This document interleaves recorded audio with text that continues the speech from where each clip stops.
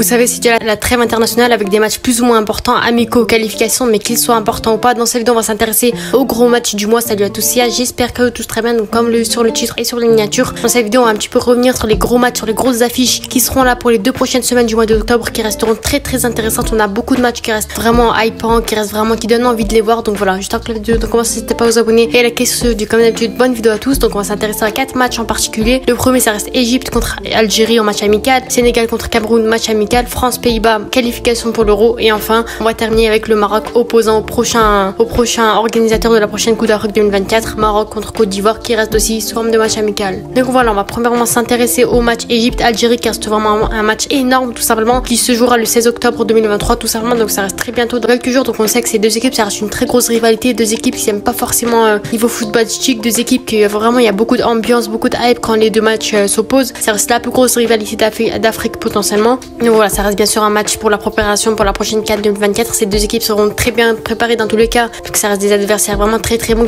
qui peuvent prétendre à cette prochaine Coupe d'Afrique tout simplement. Donc voilà, ce sera bien sûr une première pour Amine Gouiri, qui a eu sa première sélection avec l'Algérie récemment, qui jouera sûrement ce match amical. Franchement, ça reste un match très intéressant avec des grands joueurs de deux côtés. Voilà, je pense que l'Égypte d'un côté, elle devra améliorer son équipe, notamment le milieu de terrain qui reste quand même assez faible par rapport au reste de l'équipe. On sait que l'attaque, ils ont Mostafa Mohamed, ils ont Zizou, ils ont Mohamed Salah. Il reste vraiment avec une attaque une attaque très bonne. Le milieu, c'est vraiment assez compliqué quand même. Ils devront s'améliorer là-dessus, mais franchement, je pense qu'il n'y a aucun doute à se faire là-dessus. Je pense que ces deux équipes pourront s'arracher sur le terrain. Je pense qu'il y a vraiment une très grosse affiche, très gros match qui pourra vraiment le donner envie. Ça fait longtemps qu'il n'y avait eu un duel comme celui-ci. D'ailleurs, Jamel Belmadi, il n'a jamais eu de duel face à l'Égypte. Ça reste vraiment un très gros défi pour les deux équipes. Très gros match qui pourra les aider à vraiment s'améliorer, trouver les points faibles, trouver les points forts pour cette prochaine Coupe d'Afrique. C'est vraiment un adversaire excellent pour de deux côtés. De toute façon, l'Algérie, on sait que ça reste une équipe très bonne, avec pas mal de nouveaux qui ont été appelés récemment, que ce soit des jeunes pépites, que ce soit des binationaux. Franchement, l'Algérie, elle a quelque chose à aller chercher aussi. Premier gros défi, on va dire, pour essayer leur composition. Et globalement, on sait que ça reste vraiment un très gros match, malgré que ce soit un match amical quand même, avec pas d'enjeu, mais globalement, on sait que ça reste un match à regarder. Et sur ce, il n'y a rien à dire là-dessus, tout simplement. On continue maintenant avec l'opposition Sénégal contre Cameroun, qui se jouera aussi le 16 octobre, le même jour que l'Égypte et l'Algérie. Je suis assez dégoûtée parce que le match sera sûrement à la même heure. Voilà, faudra vraiment alterner, avoir 2 écrans. Je sais pas comment on va faire, mais je sais que ça reste vraiment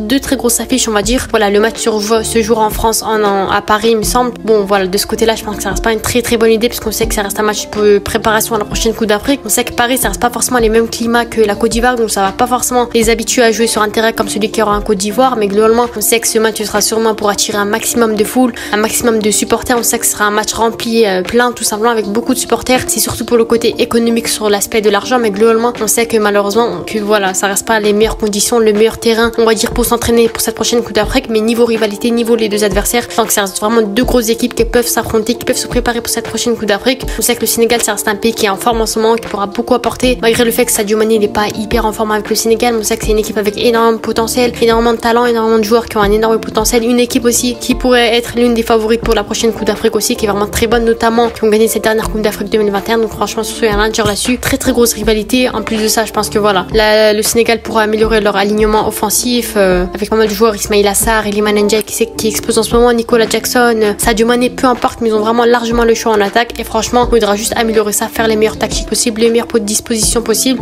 Et sur ce, je pense que vraiment, ils peuvent vraiment une équipe qui pourrait tout casser pour cette prochaine Coupe d'Afrique. Et du côté du Cameroun, je pense qu'ils pourront améliorer leur défense aussi, qui est pas hyper forte malheureusement, malgré Onana qui est dans le cage, qui reste très bon, même si depuis ce début de saison, c'est assez compliqué avec Manchester United.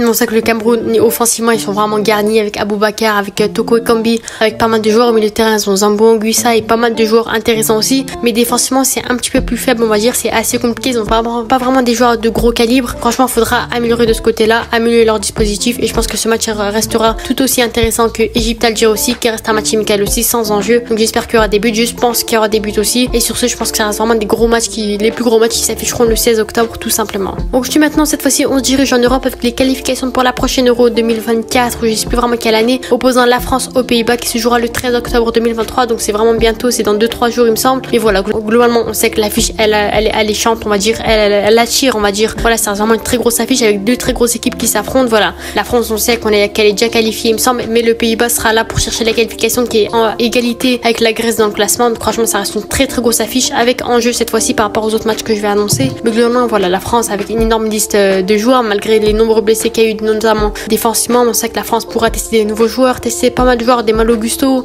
voilà, Mbappé, le remettre, Dembélé, retrouver sa forme avec Mbappé qui est au PSG par exemple, Kolo Muani aussi, un trio 100% parisien potentiellement. Puis du côté des Pays-Bas, on a pas mal de grands joueurs aussi, malheureusement De Jong qui est forfait. Mais voilà, on a des Xavi Simons qui est vraiment très bon en ce moment, on a pas mal de joueurs. Voilà, on sait que vraiment les Pays-Bas restent une très grosse équipe aussi avec des Van Dijk, etc.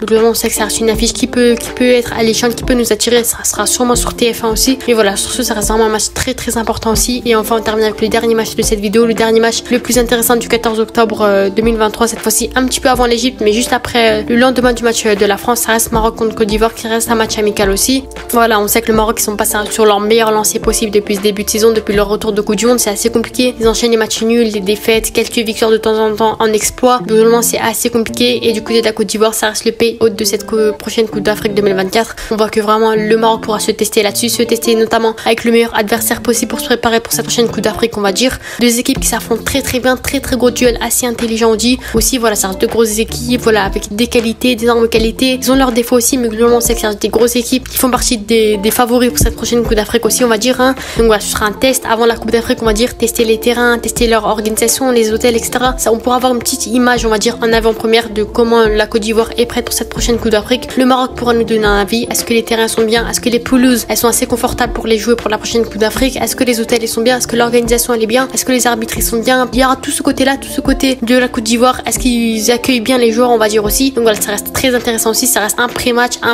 une avant-Coupe d'Afrique, on va dire, histoire de se préparer, histoire d'avoir les meilleures conditions possibles pour cette prochaine Coupe d'Afrique. Mais sinon, voilà, ça fait longtemps que la Côte d'Ivoire, elle n'avait pas gagné le Maroc. Ça reste vraiment aussi un moyen de faire leur revanche, d'essayer de gagner cette équipe du Maroc qui est vraiment très très bonne, exceptionnelle depuis leur Coupe du Monde, on va dire. Voilà, ils ont des nouveaux joueurs aussi, des binationaux, Amin Adli, pas mal de joueurs intéressants, des nouveaux joueurs comme Richardson, etc.